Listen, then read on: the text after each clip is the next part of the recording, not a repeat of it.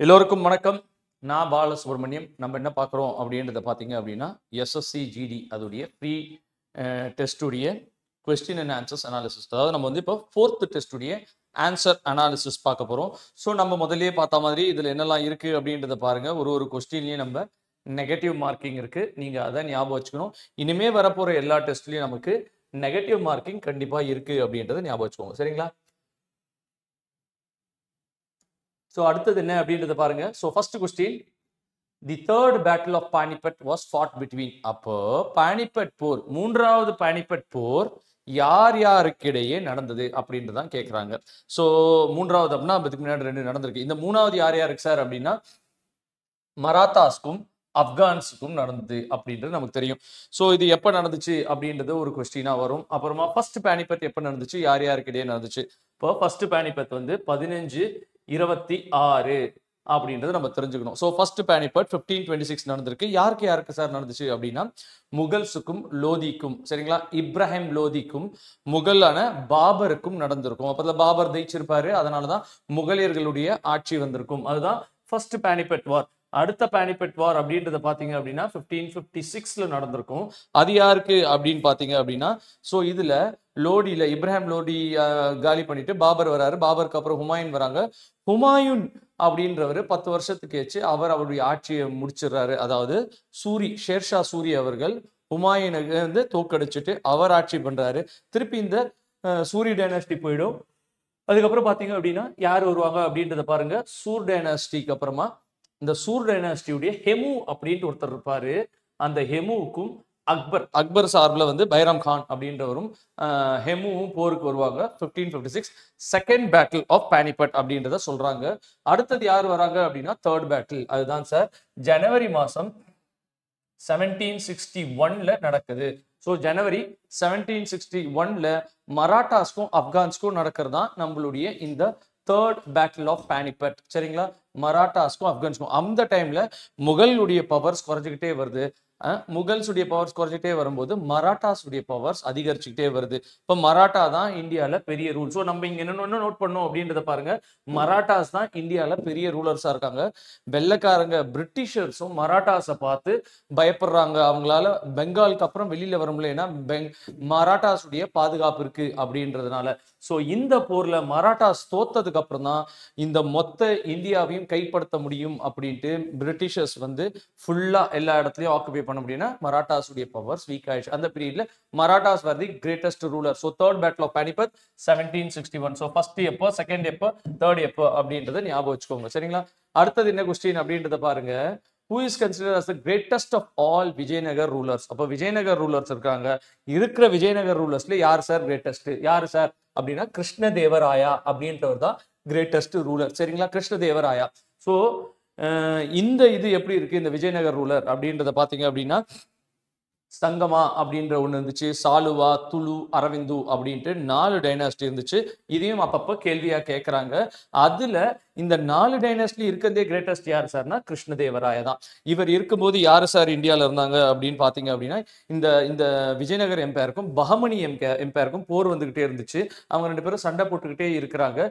இந்த கிருஷ்ணதேவராயா போர்ச்சுகீஸ் அப்போ ஐரோப்பியர்களை பாத்தீங்கன்னா போர்ச்சுகீஸ் இருந்தாங்க. அவங்களோட க்ளோஸ் ரிலேஷன்ஷிப்ல இருந்தாரு. அவங்களோட க்ளோஸ் ரிலேஷன்ஷிப்ல இருந்து பஹமனிக்கு நிறைய பிரச்சனை கொடுத்தவர் இந்த கிருஷ்ணதேவராயா. சரிங்களா? இது ஒரு பாயிண்ட் நமக்கு கேட்பாங்க அப்பப்போ.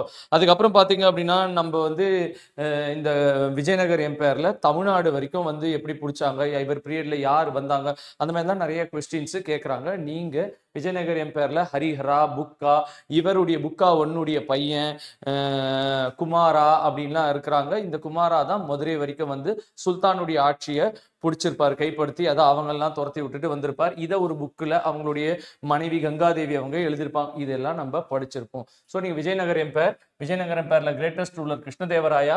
இவர் 4 டைனாஸ்டி இந்த விஜயநகர் எம்பையர்ல இருக்கும். ஃபர்ஸ்ட் யார் ஃபார்ம் பண்ணாங்க, இவங்களுக்கும் பஹமனி கிங்டம்ஸ்க்கும் என்னெல்லாம் போர் வந்துச்சு, இந்த மாதிரி டீட்டெயில்ஸ்லாம் இதுல கண்டிப்பா நல்லா படிச்சு வைங்க. சரிங்களா? அடுத்தது நம்ம பஹமனி கிங்டம் பத்தி பார்க்க போறோம். யாரு சார் பஹமனி கிங்டம் நிறுவப்பட்டது, யாரால் பஹமனி கிங்டம் நிறுவப்பட்டது அப்படின்றத கேட்கிறாங்க. யாரால சார்? அலாவுதீன் ஹாசனால தான் நிறுவப்பட்டது.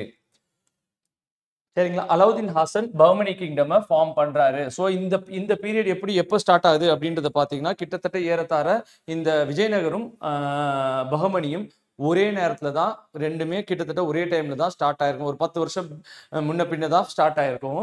இந்த பஹ்மனி கிங்டம் எப்போ ஃபார்ம் ஆயிருக்கும் அப்படின்றது கரெக்டா பார்த்தீங்க அப்படின்னா, அங்க வந்து நார்த்ல பார்த்தீங்க அப்படின்னா முகமது பின் துக்ளக் அப்படின்றவர் இருப்பாரு. அவர் வந்து கேபிட்டல் டெல்லியிலேருந்து தௌலதாபாத் மாத்திட்டு தௌலதாபாத்லேருந்து திருப்பி டெல்லிக்கு மாத்திருப்பாரு. அவர் ஒரு புதுசா ஒரு காயினை கொண்டு வந்திருப்பாரு. இது மாதிரி நிறைய அவருடைய ரூலிங்ல கொஞ்சம் தவறுகள் நடந்ததுனால எல்லாரும் அவரை வீக் ரூலர்னு சொல்லிட்டு சவுத்துல எல்லாரும் உடைய ஆரம்பிச்சிடும். அந்த டைம்ல தான் பஹ்மனி கிங்டம் அலாவுதீன் ஹாசன் பஹ்மனி அப்படின்றவர் ஃபார்ம் பண்ணியிருப்பாரு. இந்த பஹ்மனி கிங்டம்லயே இந்த மூணாவது பஹ்மனி கிங்கான முகமது த்ரீ அப்படின்ற, அதாவது மூணாவதுல முகமது த்ரீ அப்படின்ற ஒரு பீரியட்ல இந்த முகமது கவான் அப்படின்னு ஒரு கிங் இருப்பார். முகமது கவான் இவர் பீரியட்ல நிறைய சேஞ்சஸ் வந்திருக்கும். அதனால இந்த முகமது கவானை பத்தி சிறப்பா படிச்சு வைங்க. அதுல நிறைய கொஸ்டின்ஸ் கேட்கறாங்க. அடுத்தது என்ன அப்படின்றது பாருங்க. The system of judicial review originated in, அப்ப நீதித்துறை மறு ஆய்வு முறை எங்கு உருவானது அப்படின்றத கேட்குறாங்க. அது எங்க சார் அப்படின்னா யுஎஸ்ஏ, யுனைடெட் ஸ்டேட்ஸ் ஆஃப் அமெரிக்கால தான் உருவாயிருக்கு அப்படின்றத நல்லா தெரிஞ்சு வச்சுக்கோங்க. ஸோ இந்தியாவுடைய கான்ஸ்டிடியூஷன், அப்போ இந்தியாவுடைய கான்ஸ்டிடியூஷனை யார் சார் ஃப்ரேம் பண்ணாங்க அப்படின்னா பிஆர் அம்பேத்கர் அவர்கள் தான் ஃப்ரேம் பண்ணியிருப்பாங்க. அப்போ அதுக்கு பல நாடுகள்ல இருக்கக்கூடிய கான்ஸ்டிடியூஷனை படிச்சுட்டு நம்ம நாட்டுக்கு எப்படி வேணுமோ அந்த மாதிரி ஃப்ரேம் பண்ணியிருப்பாங்க. அப்ப எது எங்கேருந்து எடுக்கப்பட்டிருக்கு அப்படின்றத கேட்பாங்க. அப்ப இந்த கொஸ்டின்ல பாத்தீங்க அப்படின்னா ஜெர்மனி அப்படின்ற ஒரு நாடு இருக்கும். அப்ப அது முன்னாடி இருந்த ஜெர்மனி.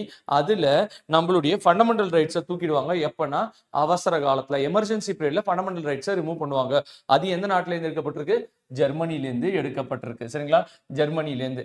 அடுத்தது ரஷ்யாலேருந்து என்ன சார் எடுத்திருக்காங்க அப்படின்னா நம்மளுடைய அடிப்படை கடமை, ஃபண்டமெண்டல் டியூட்டிஸ் அப்படின்றது இந்த ரஷ்யா இதுல இருந்து எடுத்திருப்பாங்க. ஃபண்டமெண்டல் டியூட்டிஸ் அப்படின்றது ரஷ்யாவுடைய கான்ஸ்டிடியூஷன்ல இருந்து ஃபர்ஸ்ட் புதுசுல இருந்திருக்காது.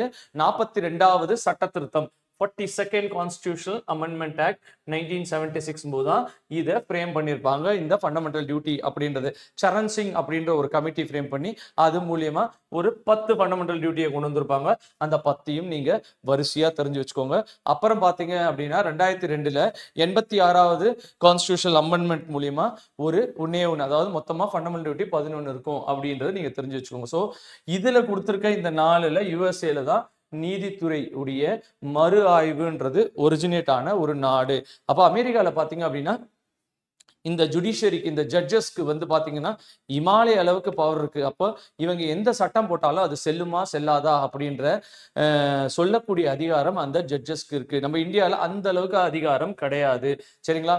அமெரிக்கால பாத்தீங்கன்னா 2 இருக்கு. ஒன்னு வந்து சென்ட்ரல் கவர்மெண்ட்டுக்கும் தனியா ஒரு கான்ஸ்டிடியூஷனும், ஒவ்வொரு ஸ்டேட் 50 ஸ்டேட் இருக்கு அப்படின்னா 50 ஸ்டேட்டுக்கும் தனியா ஒரு கான்ஸ்டிடியூஷன் இருக்கு.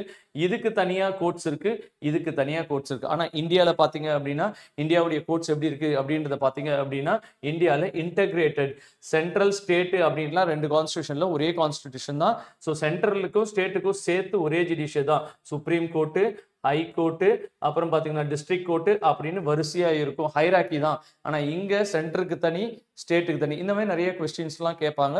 அமெரிக்காவை பொறுத்த வரைக்கும் ஜுடிஷியரிக்கு நிறைய பவர்ஸ் இருக்கு. யூகேவை பொறுத்த வரைக்கும், லண்டனை பொறுத்த வரைக்கும், இங்கிலாண்டை பொறுத்த வரைக்கும் ஜுடிஷியரிக்கு பெரிய பவர்ஸ் கிடையாது. இந்தியாவை பொறுத்த வரைக்கும் ஒரு சில இடத்துல கோர்ட்டுக்கு பவர்ஸ் இருக்கு, ஒரு சில இடத்துல பாராளுமன்றத்துக்கு பவர்ஸ் இருக்கு.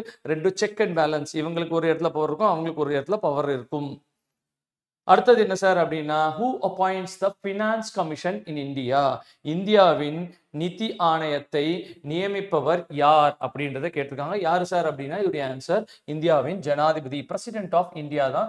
இவரை எத்தனை வருஷத்துக்கு ஒரு முறை அப்படின்னா 5 வருஷத்துக்கு ஒரு முறை இவர் தான் நியமிக்கிறாரு. எந்த ஆர்டிகல் படி சார், எந்த சரத்து படின்னு பாத்தீங்கன்னா 280 280 ஆர்டிகல் படி இவர் 5 இயர்ஸ்க்கு ஒன்ஸ்.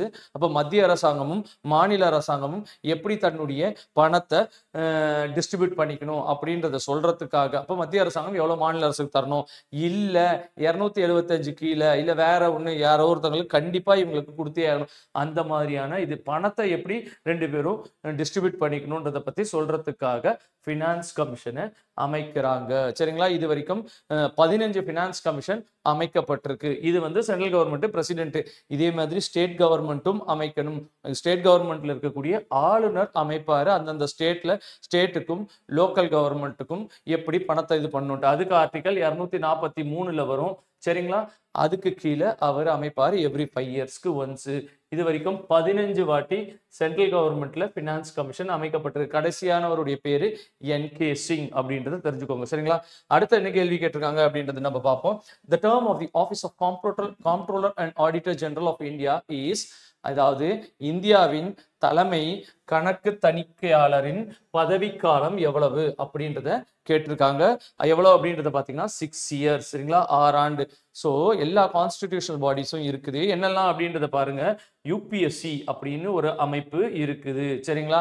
அடுத்தது வேற என்ன சார் இருக்குன்னா election commission, central election commission அப்படின்ட்டு ஒன்று இருக்குது.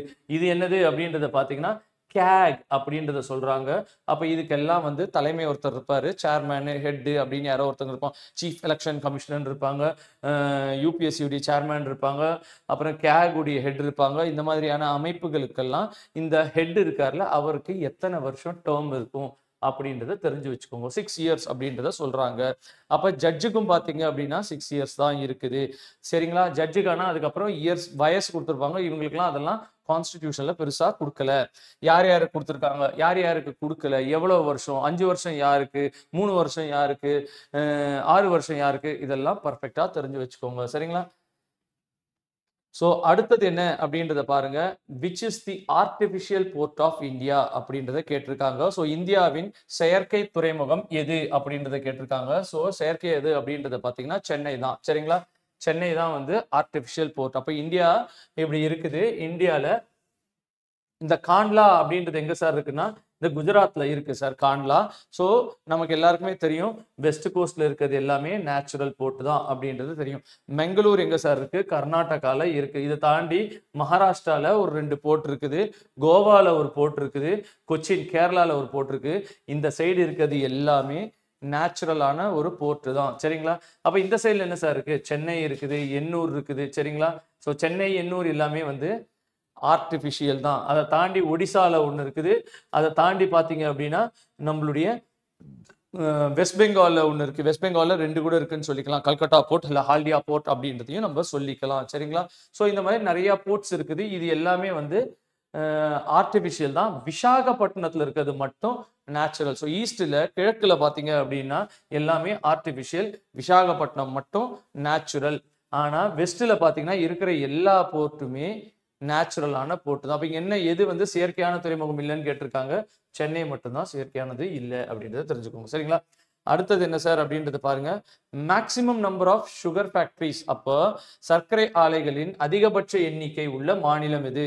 உத்தரப்பிரதேஷ் தான் சார். ஸோ சுகர் அதாவது கரும்பு உற்பத்தி எந்த மாநிலத்தில் அதிகம் அப்படின்னு பார்த்தீங்கன்னா உத்தரப்பிரதேசில் தான் அதிகம். தெரிஞ்சுக்கோங்க. உத்தரப்பிரதேசில் கரும்பு உற்பத்தி அதிகம். ஆனால் கரும்புடைய ஈல்டு, ஒரு கரும்புலேருந்து எவ்வளவு தண்ணி அதிகமாக வருது அப்படின்றத பார்த்தீங்க அப்படின்னா அது வந்து தமிழ்நாட்டில் தான் அதிகம். இது ரெண்டுத்துக்குமான வித்தியாசத்தை தெரிஞ்சுக்கோங்க. கரும்பு டன்னா கரும்பு உற்பத்தி ஊபியில அதிகம். ஏன் அங்க அதிகம் அப்படின்னா நிலம் அங்க அதிகமா இருக்கு, மண் அங்க அதிகமா இருக்கு, தண்ணியும் அங்க அதிகமா இருக்கு. ஆனா தமிழ்நாட்டுல நிலம் அவ்வளவு அதிகமா இல்லைனாலும் நம்மளுடைய ஊர்ல ஈல்டு, ஒரு கரும்புலேருந்து வரக்கூடிய அந்த சுகருடைய லெவல் இருக்கு பாத்தீங்களா, அது அதிகம்.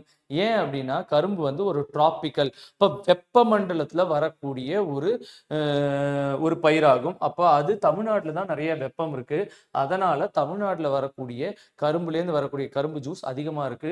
அதோடைய இனிப்பு தன்மை அதிகமா இருக்கு. இங்கெல்லாம் உத்தரப்பிரதேஷ்ல அவ்வளவு இனிப்பா இல்லை. So answer is Tamil Nadu. Answer is Uttar Pradesh. இந்த கேள்விக்கு எங்க ஃபேக்டரி, அப்ப இங்கதான் நிறைய கரும்பு இருக்கு. இப்போ அத்தனை கரும்பையும் அரைச்சு அது சக்கரை தண்ணி எடுக்கணும் அப்படின்னா சுகர் ஃபேக்டரிஸ் எங்க அதிகமா இருக்குன்னா உத்தரப்பிரதேசில் தான் அதிகமா இருக்கு. அடுத்த கொஸ்டின் என்ன அப்படின்றத பாருங்க. 1 ரூபி நோட்ல கையெழுத்து யாரு சார் போட்டிருப்பாங்க? அப்போ ஒரு பீரியட்ல எல்லா நோட்லயும் கையெழுத்து யார் போட்டாங்க அப்படின்னா மினிஸ்ட்ரி ஆஃப் பினான்ஸ். அப்ப மினிஸ்ட்ரி ஆஃப் பினான்ஸ் தான் கையெழுத்து போட்டிருப்பாங்க. அப்போ செக்ரட்டரி தான் இதுக்கு எல்லாத்துக்குமே கையெழுத்து போட்டாரு. எங்க செயலாளர் தான் எல்லாத்துக்குமே போட்டிருப்பாரு. ஆனா ஒரு குறிப்பிட்ட காலம் அப்புறம் அரசாங்கத்தால அந்த பணவீக்கத்தை, இன்ஃபிளேஷனை கட்டுப்படுத்த முடியல. ஒரு சில விஷயத்துல அவங்களால கட்டுப்படுத்த முடியல அப்படின்னும் போது அந்த அதிகாரத்தை தூக்கி ஒரு வேற ஒருத்தர்கிட்ட கொடுக்குறாங்க. அப்ப அரசாங்கத்துக்கிட்ட இருந்து வேற ஒருத்தர் யார் சார் அந்த அமைப்பு அப்படின்னா ரிசர்வ் பேங்க். அப்ப ரிசர்வ் பேங்க் உடைய கவர்னர் தான் எல்லா நோட்லயும் உங்களுடைய 500 ரூபாய், 2000 ரூபாய், 10 ரூபாய், 50 ரூபாய், 100 ரூபாய், 200 ரூபாய் எல்லாத்தையும் யார் கையெழுத்து போட்டிருப்பாங்க? கவர்னர். ஆனா இந்த அதிகாரம் அரசாங்கத்துக்கு கையில தான் இருக்கு. அந்த அந்த ஒரு அந்தஸ்தை நாங்க மொத்தமா விடல அப்படின்றதுக்காக மட்டும் என்ன பண்ணிருப்பாங்க, 1 ரூபாய் நோட்ல மட்டும் இன்னமும் மினிஸ்ட்ரி ஆஃப் பினான்ஸ் கீழ இருக்கக்கூடிய செயலாளர் தான் கையெழுத்து போடுறாரு. அதை நம்ம தெரிஞ்சுக்கணும். சரிங்களா? 1 ரூபியில மட்டும் தான் செக்ரட்டரியுடைய சைன் இருக்கும். பாக்கி எல்லாத்துமே கவர்னருடைய சைன் தான் இருக்கும்.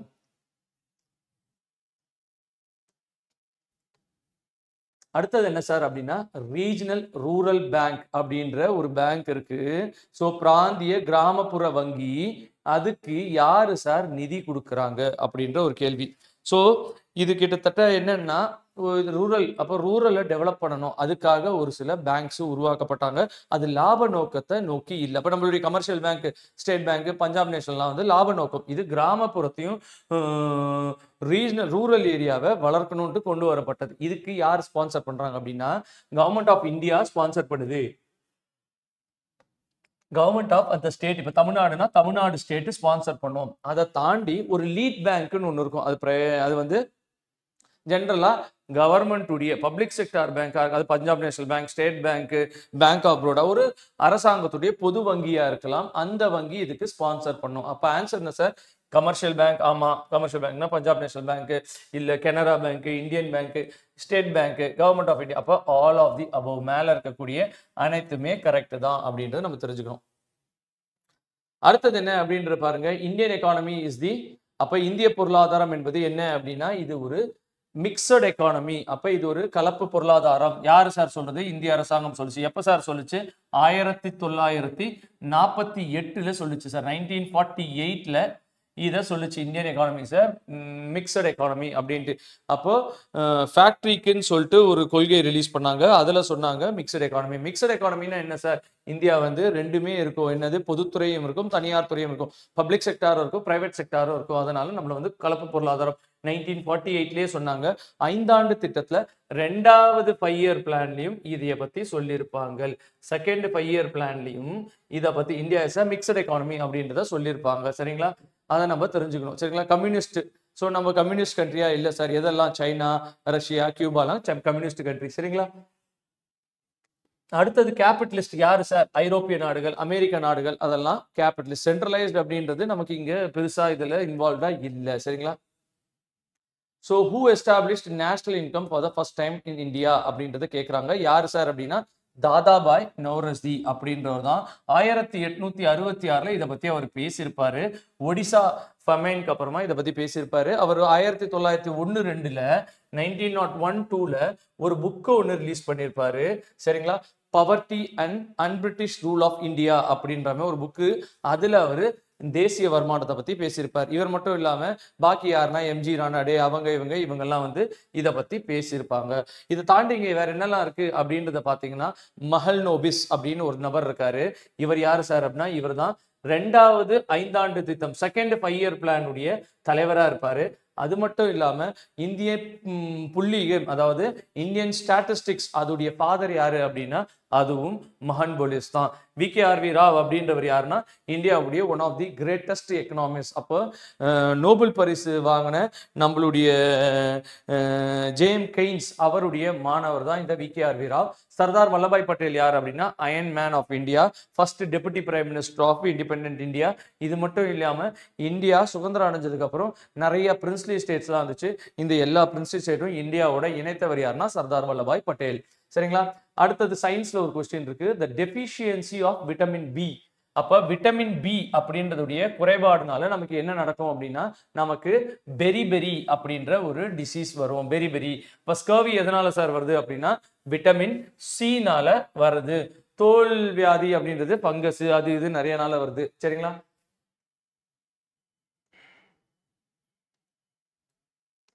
அடுத்தது என்ன அப்படின்றத பாருங்க.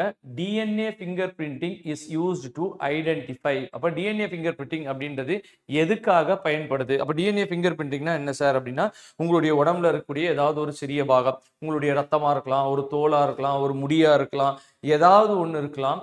அதை பயன்படுத்தி இவங்க உங்களுடைய குடும்பம் தானா, இல்ல இவர் அந்த இடத்துல இருந்திருக்காரா இல்லையா, அதெல்லாம். ஸோ பேரண்ட்ஸ், உங்களுடைய பெற்றோர் யாரு அப்படின்னு கண்டுபிடிக்கிறதுக்கு இந்த டிஎன்ஏ ஃபிங்கர் பிரிண்டிங் யூஸ் பண்றாங்க. இல்ல யாரோ ஒருத்தங்க ரேபிஸ்டா இருக்கிறாங்க அப்படின்னா அவங்களுடைய ஸ்பெர்மை வச்சு இவங்க தான் அந்த பர்டிகுலர் பர்சனா அப்படின்றத அவங்களால கண்டுபிடிக்க முடியும். திருடர்கள், அப்ப அவங்க வந்துட்டு போகும்போது முடி விழுந்துக்கலாம், வேற ஏதாவது வந்துக்கலாம், அதை வச்சு இவர் தான் அவரா அப்படின்றத கண்டுபிடிக்க முடியும். இப்போ இது எல்லாத்துக்குமே, மேற்கொண்ட எல்லாத்துக்குமே வந்து டிஎன்ஏ ஃபிங்கர் பிரிண்டிங்கால நம்மளால கண்டுபிடிக்க முடியும்.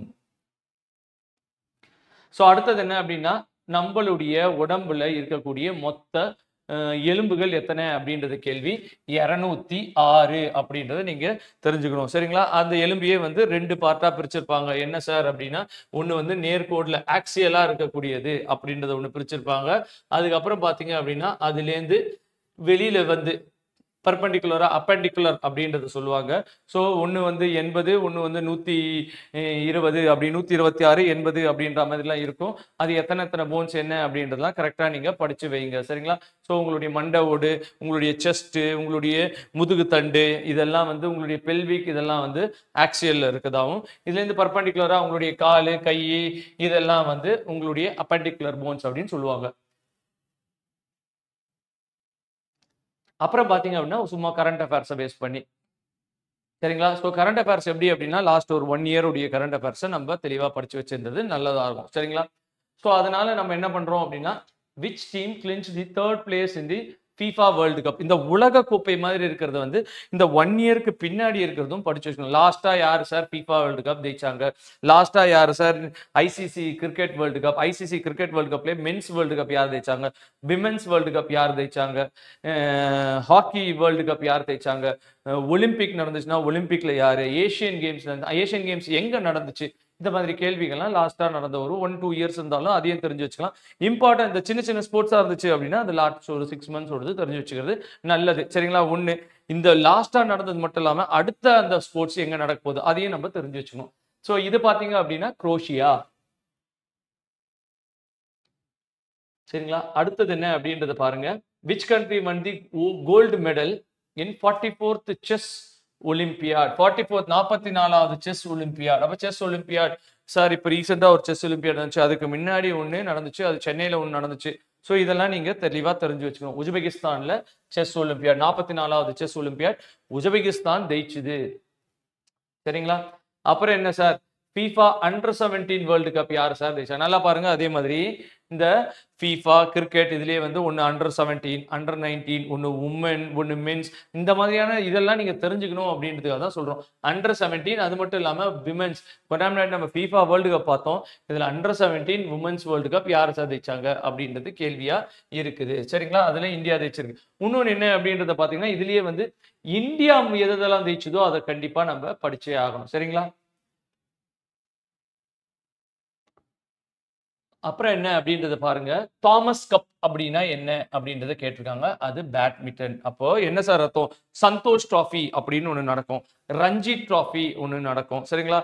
சோ அந்த மாதிரி இப்போ ஹாக்கிக்குன்னு சொல்லிட்டு இந்தியாக்குள்ள ஒரு முக்கியமான ஒரு 2-3 நடக்கும், ஃபுட்பாலுக்குன்னு 2-3 நடக்கும், கிரிக்கெட்டுக்குன்னு ஒரு 2-3 நடக்கும். இந்தியாக்குள்ள இருக்கிறவங்களுக்கு பெரிய கப் அது. சரிங்களா? இப்போ இன்டர்நேஷனல் ஸ்போர்ட்ஸ் இல்லாம இந்தியாக்குள்ள இருக்கக்கூடிய பெரிய பெரிய ஸ்போர்ட்ஸ், சரிங்களா, அந்த பேரெல்லாம் நம்ம தெரிஞ்சு வச்சுக்கணும். செஸ்ஸுக்குன்னு ஒன்று நடக்கும், அப்புறம் பார்த்தீங்கன்னா கேரம்க்குன்னு ஒன்று நடக்கும். இதெல்லாம் என்னென்ன அப்படின்னு நம்ம தெரிஞ்சுக்கணும். இது பேட்மிண்டன் அப்படின்றது தெரிஞ்சுக்கோங்க.